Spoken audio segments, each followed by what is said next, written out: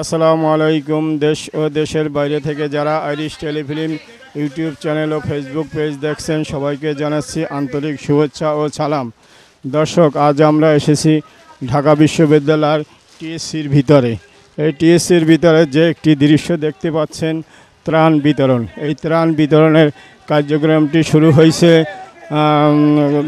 আমাদের নোয়াখালী, ফেনী, লক্ষ্মীপুর সহ প্রায় 11টি জেলা যে বন্যা কবলিত হয়েছে, সেই বন্যা কবলিত এলাকায় ত্রাণ বিতরণের জন্য ঢাকা বিশ্ববিদ্যালয় বৈষম্য বিরোধী ছাত্র আন্দোলনের ব্যানারে সারা বাংলাদেশ থেকে পাবলিক যে ত্রাণ বিতরণ করছে, জনগণ যে ত্রাণ বিতরণ করছে, সেই ত্রাণ বিতরণ টিএসসিতে মজুদ হয়ে বৈষম্য বিরোধী ছাত্রদের মাধ্যমে বাংলাদেশের বন্যায় কবলিত 11টি জেলায় ক্ষতিগ্রস্ত জনগণের কাছে এই ত্রাণ তারা পৌঁছিয়ে দিচ্ছে এবং এই ত্রাণ কাজে সহযোগিতা করছে বাংলাদেশের আপময় জনগণের উদ্দেশ্যে তারা আহ্বান জানিয়েছিল তাদের ত্রাণ বিতরণ করতে।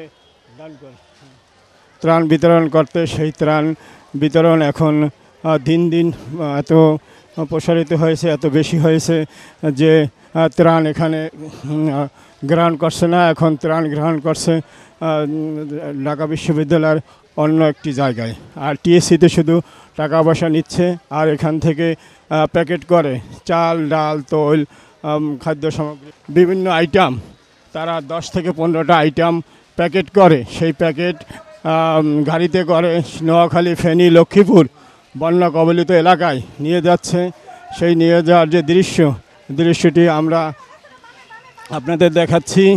দর্শক, আজ আমরা বন্যার সেই প্রায় বিগত 10 দিন হয়ে গেছে বন্যায় ত্রাণের কোনো সমস্যা নাই। আগে ত্রাণ চুরি হতো, এখন কিন্তু আমাদের ত্রাণের কোনো অভাব নাই।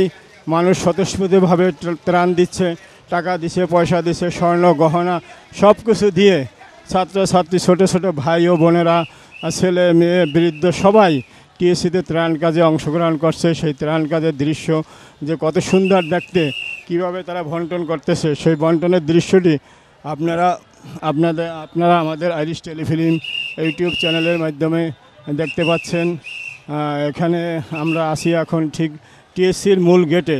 এই মূল গেট থেকে ত্রাণের পণ্য প্যাকেটজাত করে বড় একটি কাভার ভ্যানের মাধ্যমে সেই নোয়াখালী, ফেনী, লক্ষ্মীপুর অর্থাৎ 11টি যে জেলা বন্যা কবলিত, 11টি যে জেলা বন্যা কবলিত, সেই বন্যা কবলিত এলাকায় পাঠানোর জন্য এখন বড় একটি পিকআপ ভ্যানে অর্থাৎ বড় একটি ট্রাকে তারা সেই পণ্য সামগ্রী লোড দিচ্ছে। রাতেই তারা এই ত্রাণ সামগ্রী পৌঁছে যাবে সেই বন্যা কবলিত 11টি জেলায়, যেখানে ভারত থেকে হঠাৎ করে যে পানি ছেড়ে দিয়ে আমাদের দেশের প্রায় 11টি জেলা বন্যা কবলিত করেছে। প্রায় 50 লক্ষ লোক এই বন্যায় আক্রমণ হয়েছে। সেই বন্যায় কবলিত প্রায় 50,000 লোক, 50,000 ভানবাসী লোকের খাদ্যের জন্য, ত্রাণের জন্য যে হাহাকার, সেই আসলে আমাদের খাদ্য সামগ্রীর কোনো অভাব নাই, ত্রাণ সামগ্রীর কোনো অভাব নাই। কারণ বৈষম্য বিরোধী ছাত্ররা গত 5 তারিখে তারা একটি বৈষম্য বিরোধী রাষ্ট্র গঠনের জন্য আন্দোলন করে বিগত স্বৈরাচারী শেখ হাসিনা সরকারকে যেভাবে হটিয়ে রাষ্ট্র ক্ষমতায় সাধারণ লোকের হাতে ফিরিয়ে দিয়েছে। অর্থাৎ সাধারণ লোকের মনের কথা, অর্থাৎ মানুষ আগে বন্দী ছিল, কথা বলতে পারতো না, মত প্রকাশ করতে পারতো না। এখন সেই 5 তারিখ আন্দোলনের কারণে যে আমাদের নতুন করে দেশ যে স্বাধীন হয়েছে, সেই স্বাধীনতার ফল এখন আমরা সবাই উপভোগ করছি। অর্থাৎ এখন মানুষ কথা বলতে পারে, মনের ভাব প্রকাশ করতে পারে। আমাদের যার মতো সে আজকে স্বাধীনতার সুফল ভোগ করছে। আসলে আগে মানুষ অনেক শেখ হাসিনা সরকার, স্বৈরাচারী সরকার যেভাবে দেশকে একবারে কুক্ষিত করে রেখেছিল, অর্থাৎ মত প্রকাশের স্বাধীনতা ছিল না, মানুষের কথা বলার স্বাধীনতা ছিল না। এখন আসলে মানুষ তাদের মতো করে কথা বলতেছে।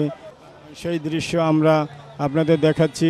আমরাও সেই নোয়াখালী ফেনী বন্যা দুর্গত এলাকায় আমরাও গিয়েছিলাম ত্রাণ সামগ্রী দিতে। আমাদের সেই ভিডিওটি আমরা আমাদের ইউটিউব চ্যানেল এবং ফেসবুক পেজের মাধ্যমে আপনাদের আমরা দেখিয়েছি। আসলে বন্যা আছে, বন্যা পানি দিন দিন কমতেছে, পানি শুকাচ্ছে, কিন্তু এখন দরকার হইল মানুষের পুনর্বাসন, অর্থাৎ গৃহ সামগ্রী নির্মাণ এবং রান্নাবান্না খাবার পরিবেশন করা, রান্নাবান্না খাবার পরিবেশন করা। আসলে এখন দরকার হলো রান্নাবান্না খাবার পরিবেশন করে সেই বন্যা কবলিত প্রায় 11টি জেলার 50 লক্ষ পানিবন্দী লোকের পাশে আমাদের বৈষম্যবিরোধী ছাত্র আন্দোলনের ভাইরা যেভাবে দাঁড়িয়েছে এবং তারা তাদের ডাকে সারা বাংলাদেশের লোক আহ্বানে তা সাড়া দিয়েছে। সাড়া দিয়ে যেভাবে ত্রাণ বিতরণ করছে, সারা বাংলাদেশের লোকে এই ত্রাণ কাজে তাদের এগিয়ে এসেছে, তাদের সাহায্য সহযোগিতার জন্য। আসলে মানুষ বিগত সরকারের আমলে দেখা গেছে যে ত্রাণ মানুষ পাচ্ছে না, আর এখন দেখা যাচ্ছে ত্রাণ দিয়ে ভাসিয়ে দিয়েছে, সেই 11টি জেলাকে ত্রাণ দিয়ে ভাসিয়ে দিয়েছে। ত্রাণের কোনো অভাব নাই। আসলে আগে ত্রাণ তো চুরি হইতো, আমাদের চেয়ারম্যান মেম্বার যারা গণপ্রতিনিধি যারা এই দায়িত্ব বন্টনের দায়িত্বে থাকতো, কতটুকু জনগণ পেত আর কতটুকু তারা মেরে খেত, আসলে সেটা আমরা সবাই জানি। যারা বাংলাদেশে বসবাস করি সবাই সেই খবরাখবর কম বেশি সবাই জানি। চেয়ারম্যানের বাসা থেকে গম বের হতো, ডাল বের হতো, তৈল বের হতো মেম্বারদের বাসা থেকে, বিছনা থেকে, খাটের নিচে থেকে। আসলে এখন সেই দৃশ্য আর দেখা যায় না। এখন মানুষ সচেতন হয়েছে, বিশ্বাসের জায়গা পেয়েছে, আশ্বাসের জায়গা পেয়েছে। মানুষ আশ্বাসে দিতে চায়, মানুষের আমাদের সাধারণ লোক তারা দিতে চায়, কিন্তু সেই আস্থার জায়গাটা আগে ছিল না।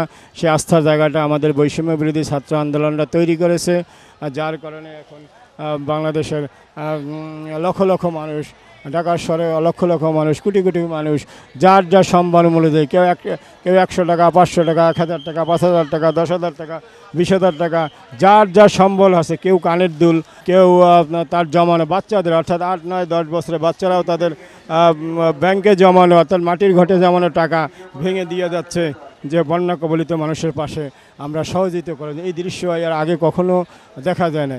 এখন আসলে এই দৃশ্যটি আমরা দেখতে পাই যে বেশ কিছুদিন যাবতে টিএসসিতে যে কার্যক্রম চলছে সেখানে আমরা দেখেছি 5 বছর 7 বছরের ছোটো ছোটো বাচ্চারা তার মাটির ঘর ভেঙে জমানোর টাকা 1 বছরের টাকা 6 মাসের টাকা ভেঙে এখানে দিয়ে গেছে। মানে মানুষকে ভালোবাসে, মানুষ এটা দেশপ্রেম নতুন করে আমাদের ভিতর যে দেশপ্রেমের উদয় হয়েছে, সেটা বৃদ্ধ থেকে শুরু করে 5 বছরের বাচ্চাদের উপরেও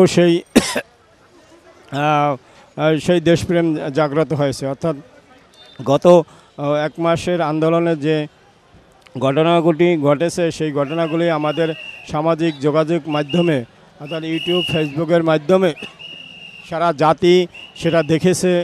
এক দফা দাবি দিয়ে বৈষম্যবিরোধী ছাত্র আন্দোলনের বৈষম্যবিরোধী ছাত্র আন্দোলনের ভাই ও বোনেরা এবং ছাত্র জনতা মিলে সেই স্বৈরাচারী শেখ হাসিনা সরকারের পতন ঘটিয়ে তাকে ভারত যেতে বাধ্য করেছে।